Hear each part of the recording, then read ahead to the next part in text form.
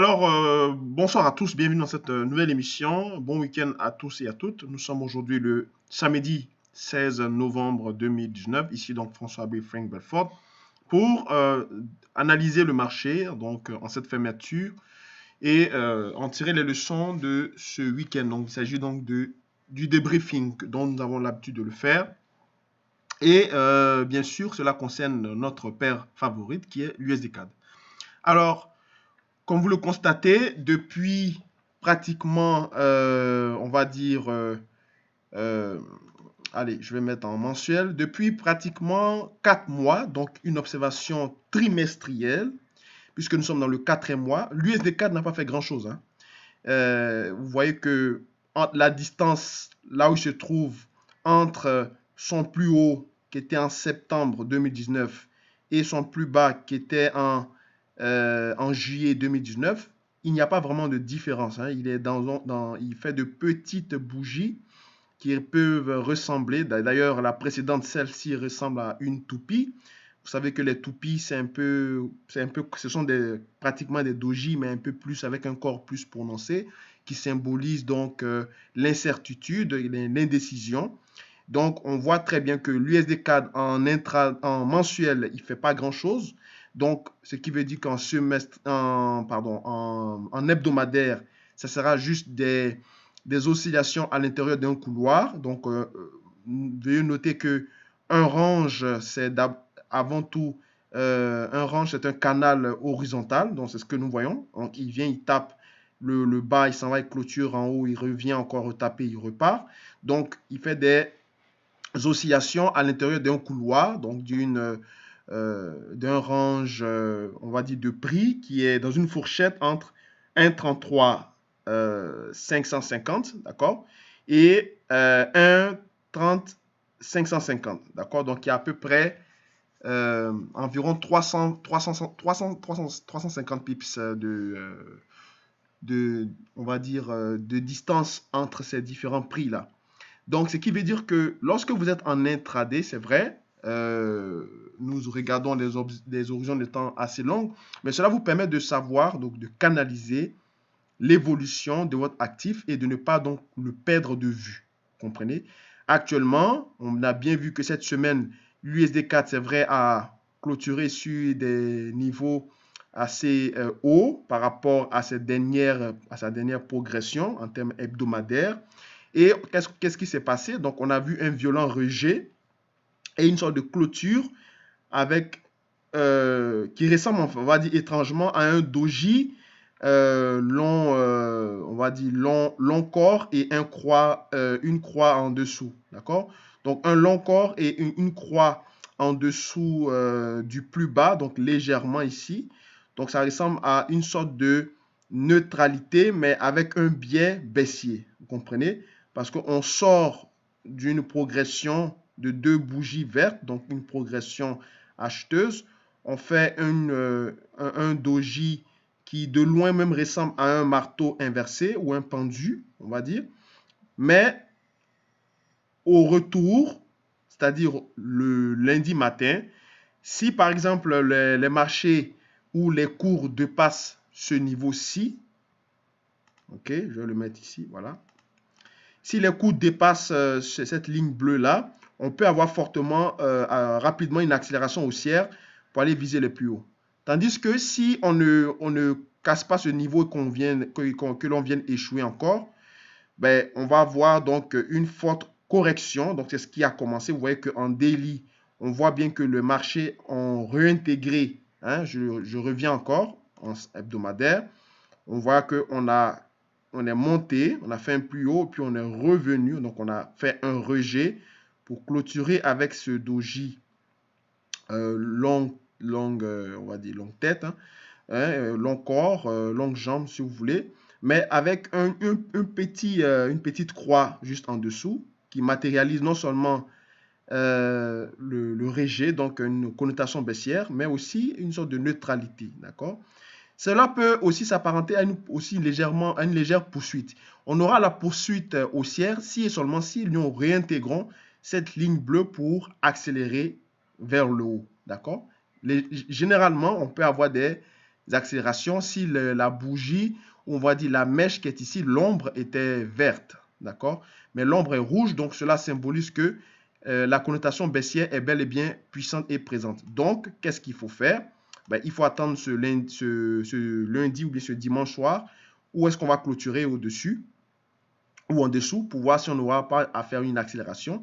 On peut tout à fait revenir faire un truc comme ça. Donc, vous, ceux qui sont des chartistes ou on va dire des adeptes de l'analyse technique, on peut avoir donc cette connotation, donc ce double top, venu encore rééchouer là, et après retracer tout ce seuil ici. D'accord?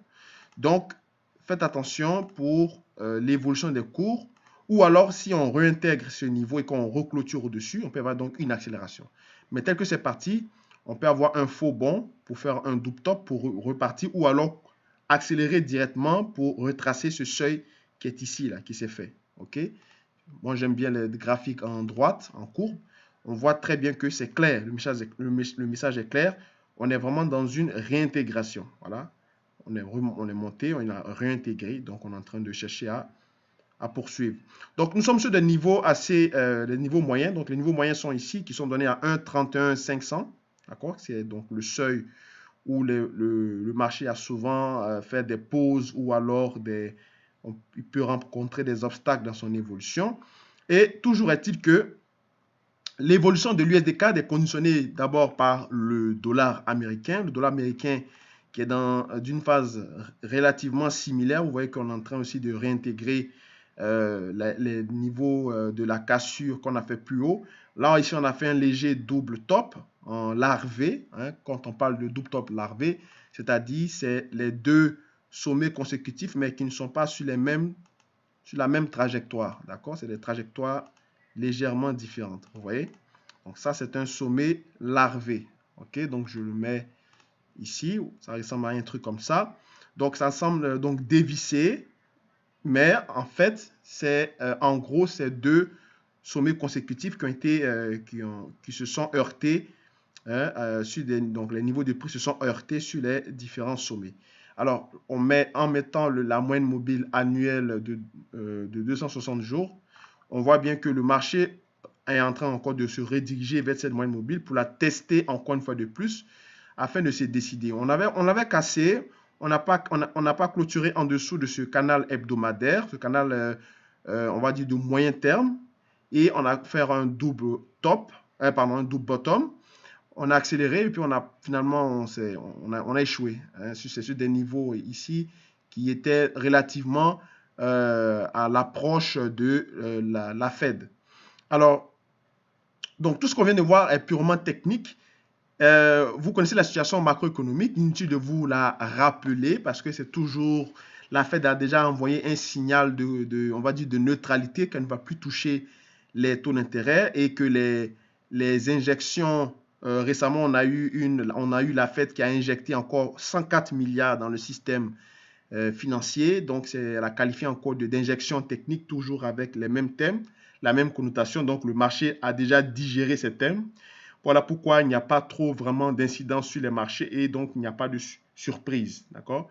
Par contre, du côté du dollar, du côté du pétrole, eh bien, le pétrole, lui, il est en train, bien sûr, non seulement de se stabiliser, mais avec un fond haussier parce que on a bien sûr les sanctions américaines sur on va dire, sur la production pétrolière iranienne et l'Iran qui, justement, ou disons les partenaires de l'Iran qui sont en train de outrepasser les menaces et les avertissements de l'État des Américains pour commercer avec justement l'Iran, comme par exemple Venezuela, on a même le Nigeria aussi, qui est un des plus puissants producteurs du pétrole. Donc plusieurs partenaires font la sourde oreille au président américain qui les a menacés donc de sanctions onusiennes ou de veto ou d'embargo, des choses comme ça. Donc des sanctions diplomatiques si ils advenaient à les commercer avec l'Iran qui a découvert de nouvelles plateformes pétrolières dont les revenus peuvent aller jusqu'à environ 60 milliards de production par jour. Vous comprenez? Donc c'est énorme. Alors, disons, cette nouvelle menace, là, du côté de l'exploitation pétrolière et aussi de l'exploitation pétrolière au niveau des Américains, pourrait donc amener les cours du pétrole à progresser un peu vers le haut. D'accord? Donc, c'est le scénario dont tablent les différents spécialistes. Pour l'instant, nous sommes que dans un range également établi entre 64 dollars le baril et qui est le plus haut d'ailleurs, et puis le plus bas qui a été fait à 80 dollars le baril. Toujours est-il que cela pourrait impacter l'offre globale des marchés. Alors ici, si le pétrole avance ou le pétrole, on va dire, se stabilise ou progresse, ça ne veut pas dire que les inquiétudes ou les incertitudes au niveau de la production ou on va dire de l'observation globale économique sont effacées. Hein. C'est seulement des positions prises par des gérants de fonds compte tenu de la situation géopolitique qui ne fait que gonfler artificiellement les cours. Donc, cela peut impacter à très court terme les différents actifs, dont en particulier l'USD-CAD.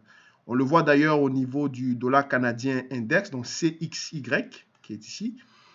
On avait vu, il avait corrigé justement à l'annonce de cette nouvelle que je viens de décrire.